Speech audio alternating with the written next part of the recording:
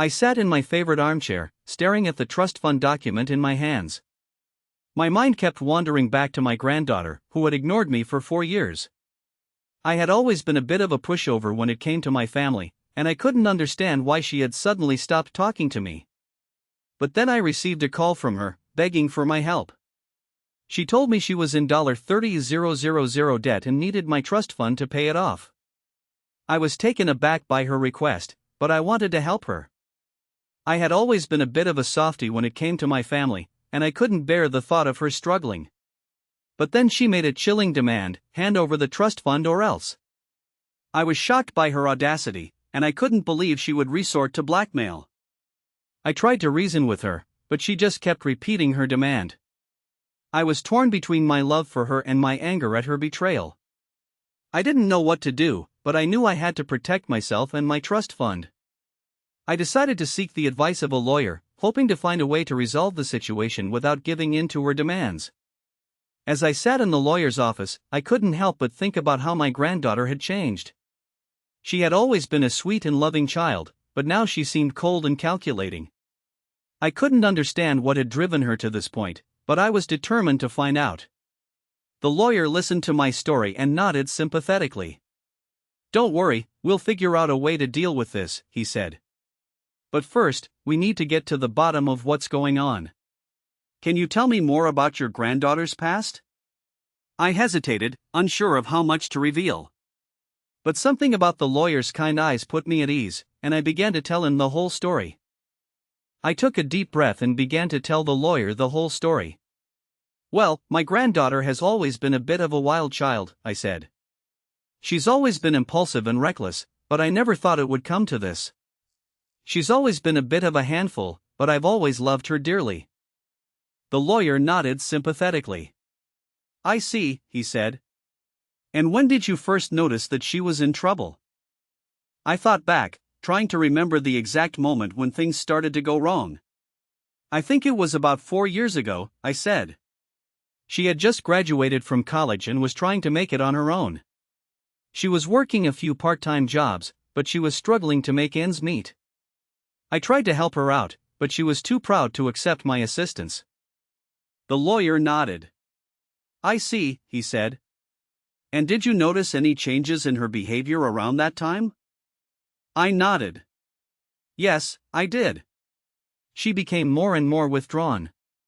She would rarely come visit me, and when she did, she seemed distant and preoccupied.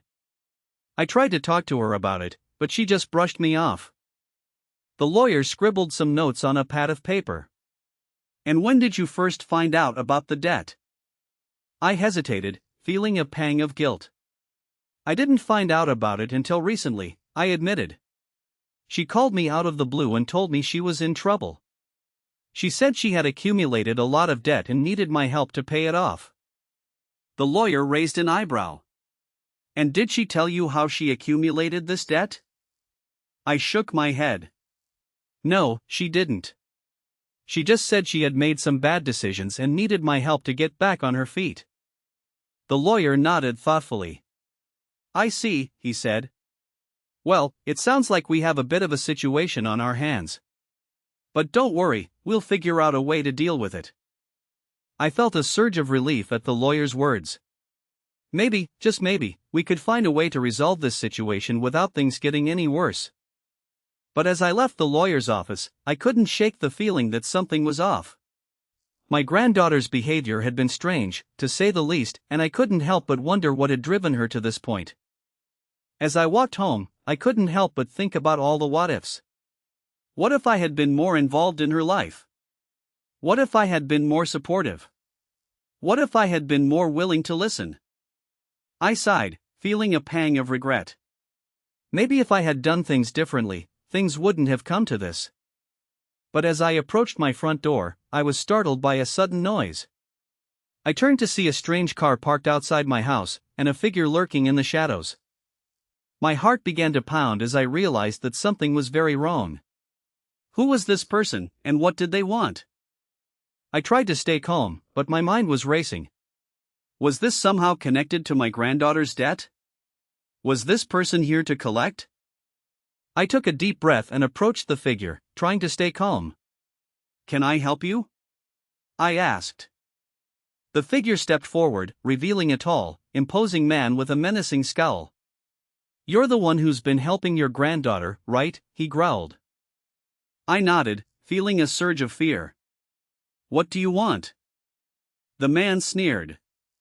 "I want to talk to you about your trust fund," he said. "You see, your granddaughter has been making some promises she can't keep. And now, she's in a bit of a bind." I felt a chill run down my spine as I realized what was happening. This man was somehow connected to my granddaughter's debt, and he was here to collect. But what did he want from me? And what was I going to do? I tried to stay calm, but my mind was racing. I knew I had to protect myself and my trust fund, but I also didn't want to see my granddaughter get hurt. As I stood there, frozen in indecision, the man took a step closer. "You have two options," he said. "You can either hand over the trust fund, or you can face the consequences." I felt a surge of fear as I realized the gravity of the situation. What was I going to do? I stood there, frozen in indecision, as the man's words hung in the air. I couldn't believe what I was being asked to do. Hand over my trust fund? It was my life savings, my security blanket. I had worked hard for it, and I wasn't about to give it up without a fight. But the man's words also filled me with a sense of dread. What consequences was he talking about?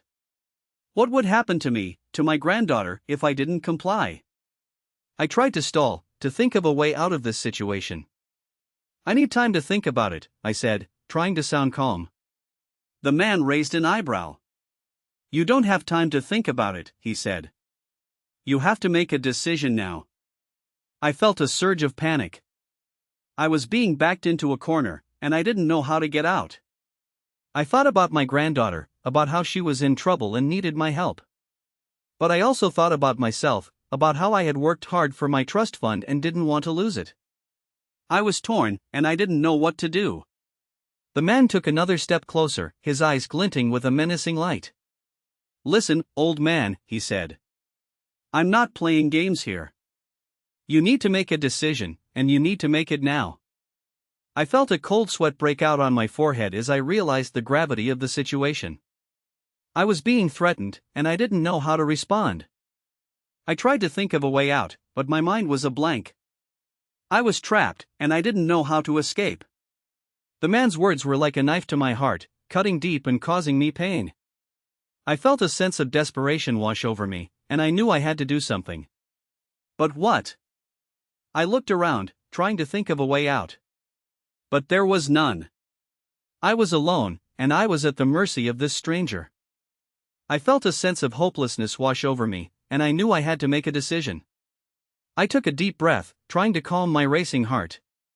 I thought about my granddaughter, about how she needed my help. And I thought about my trust fund, about how it was my life savings. I knew what I had to do. I would not give in to this man's demands. I would not hand over my trust fund. I would fight back, no matter what it took. I looked the man straight in the eye, trying to show him that I was not afraid. "I'm not going to do it," I said, my voice firm. "I'm not going to hand over my trust fund." The man's face darkened, and he took a step closer. "You're making a big mistake," he said, his voice low and menacing. "You're going to regret this." I stood my ground, trying to show him that I was not afraid. But inside, I was shaking with fear. I knew that I had just made a powerful enemy, and I didn't know what he was capable of. I only knew that I had to be brave, that I had to stand up for what was mine. I looked the man straight in the eye, trying to show him that I was not afraid. But as I did, I saw something that made my blood run cold. A glint of steel, a flash of metal. The man was holding a knife, and he was pointing it straight at me. I felt a surge of fear as I saw the knife in the man's hand. I tried to step back, but my feet seemed rooted to the spot. The man took another step closer, the knife glinting in the light. I could see the sharp edge, the deadly point. I knew that I was in grave danger. The man's eyes seemed to bore into mine, and I could see the malice in them. He was enjoying this, enjoying the fear that he was inspiring in me. I tried to speak, to reason with him, but my voice caught in my throat. I was frozen with fear, unable to move or speak. The man took another step closer, the knife raised high. I closed my eyes, waiting for the blow to fall. But it didn't come. Instead, I heard a noise behind me. The sound of footsteps, heavy and deliberate. The man's head jerked up, and he took a step back. I opened my eyes to see a figure standing behind me. It was a woman, tall and imposing. She had a look of determination on her face, and her eyes were fixed on the man. "Leave him alone," she said, her voice firm. The man sneered at her, but he took another step back. "Mind your own business," he said. But the woman didn't back down. She stood her ground, her eyes fixed on the man. "I'm making it my business," she said. "You're not going to hurt him." The man snarled, but he seemed to be backing down. He lowered the knife, and took another step back. "This isn't over," he said, his voice menacing. "You haven't seen the last of me." And with that, he turned and ran. The woman watched him go, her eyes fixed on his retreating back. Then she turned to me. "Are you okay?" she asked. I nodded, still trying to process what had just happened. "Yes," I said. "I think so." The woman nodded, and then she looked at me with a curious expression. "Who are you?" she asked. I hesitated, unsure of how much to reveal. But there was something about this woman that put me at ease. "I'm the grandfather of the girl who's in debt," I said. The man who just left was threatening me. The woman's expression changed, and she looked at me with a look of surprise. "I see," she said. "I didn't know that." She paused, thinking for a moment. "My name is Sarah," she said. "I've been investigating this debt for a while now. I think I can help you." I looked at her, unsure of what to make of her offer. But there was something about her that seemed genuine, something that made me trust her. "How can you help me?" I asked. Sarah smiled, a determined look on her face. "I can help you get to the bottom of this debt," she said. "I can help you find out who's behind it, and how to stop them." I nodded, feeling a surge of hope. Maybe, just maybe, I had found an ally in this fight. Maybe Sarah could help me uncover the truth, and find a way to protect my granddaughter. I looked at her, and I saw a determined glint in her eye. I knew that I could trust her, and that together, we might just be able to solve this mystery. Sarah and I sat down in my living room, and she began to ask me questions about my granddaughter's debt. I told her everything I knew, from the initial phone call to the threatening visit from the man with the knife. Sarah listened intently, her eyes never leaving mine. When I finished, she nodded thoughtfully. "I think I know what's going on here," she said. "But I need to do some more research to be sure." She pulled out a small notebook and began to scribble some notes. "Can you tell me more about your granddaughter?" she asked.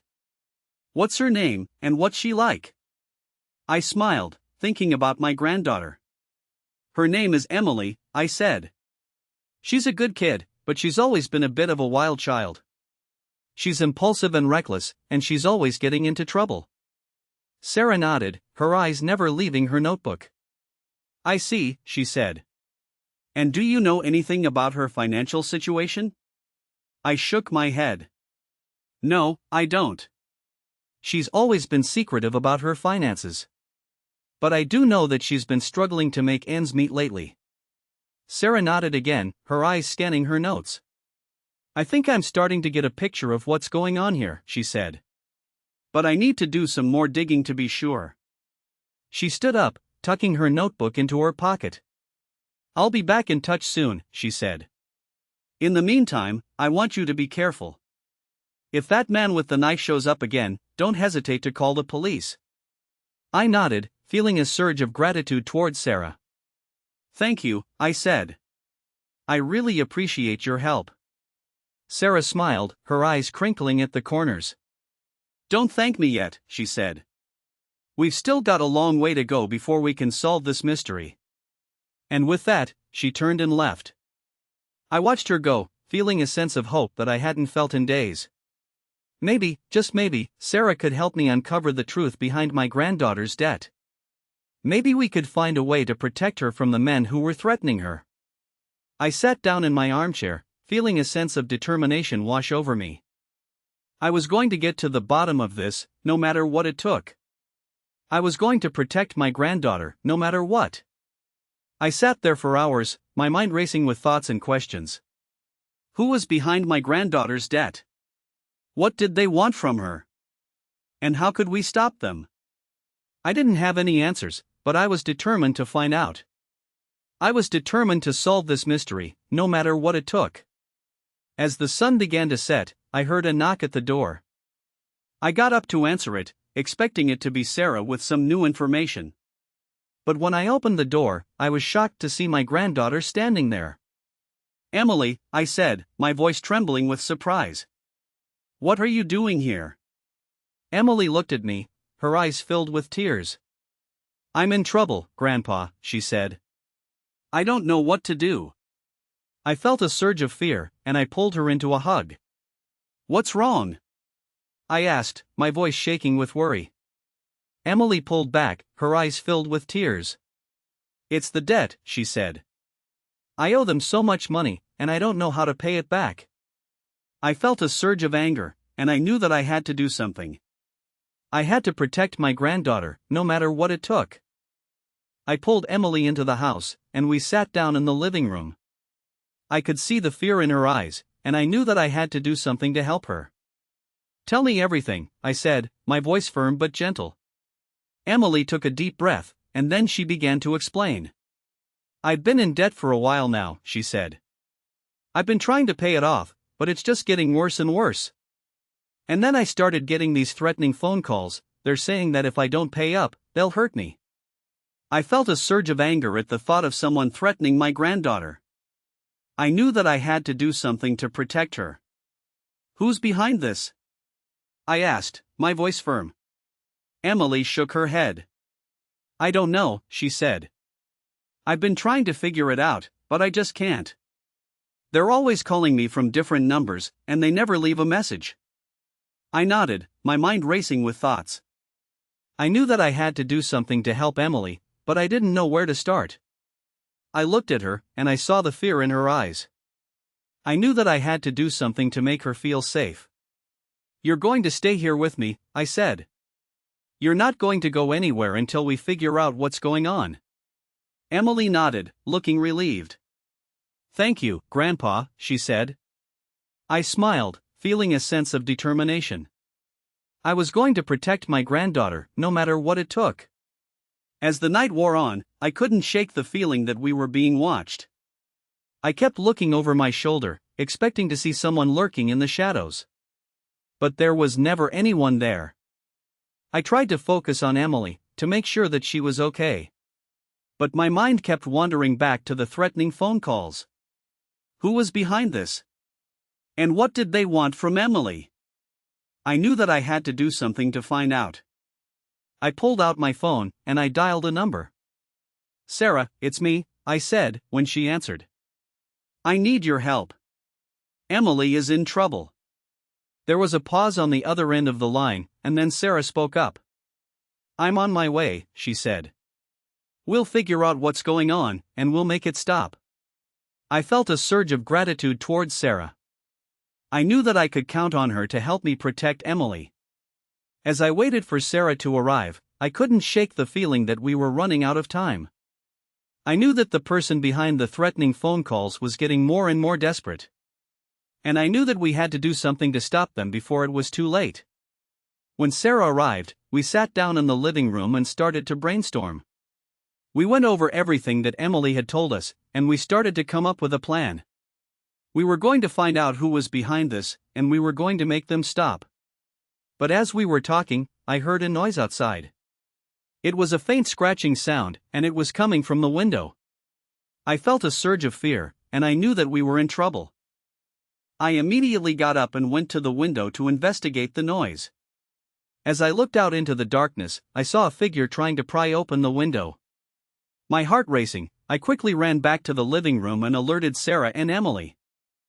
Without hesitation, Sarah sprang into action. She quickly grabbed her phone and dialed the police, while Emily and I hid behind the couch for safety. As we waited for the police to arrive, we could hear the sound of the window being forced open, followed by the sound of footsteps inside the house. The next few minutes were a blur as the police arrived and apprehended the intruder. As it turned out, it was the same man who had been making the threatening phone calls and who had been stalking Emily. As the police took the man away, Emily and I were finally able to breathe a sigh of relief. We had been through a terrifying ordeal, but thanks to Sarah's quick thinking and the police's prompt response, we were safe. But the night was not yet over. As we were giving our statements to the police, Sarah received a call from an unknown number. She answered it, and after a brief conversation, she hung up and turned to us with a triumphant smile. "It's over," she said. "The mastermind behind the debt collection scheme has been caught. The police have arrested the ringleader, and they're rounding up the rest of the gang as we speak." Emily and I looked at each other, tears of joy streaming down our faces. We had done it. We had brought the people who had been terrorizing us to justice. As we hugged each other tightly, I couldn't help but think about the journey we had been on. From the initial phone call to the final confrontation, it had been a wild ride. But in the end, justice had prevailed, and we were finally free. The next few days were a blur of police interviews and court appearances, but eventually, the dust settled, and we were able to move on with our lives. Emily was finally able to pay off her debt and start fresh, and I was able to rest easy knowing that she was safe. Sarah, who had been instrumental in solving the case, was hailed as a hero and received a commendation from the police department. As for me, I was grateful for the experience. It had taught me the importance of perseverance and the value of having good people in your life. I had learned that even in the darkest of times, there was always hope, and that with the right support, you can overcome anything. As I look back on the events of the past few weeks, I couldn't help but feel a sense of pride and satisfaction. We had faced down evil and come out on top. We had fought for justice, and we had won. And as I hugged Emily tightly, I knew that I would always be there for her, no matter what. I would always be her rock, her safe haven, and her protector. I would always be her grandfather.